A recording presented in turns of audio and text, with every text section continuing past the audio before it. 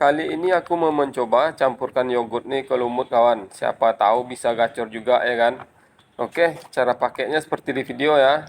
Oke, langsung aja kita tes kawan. Semoga aja hari ini kita berhasil dan dapat ikan sesuai yang kita inginkan. Oke, mari kita saksikan sama-sama kawan.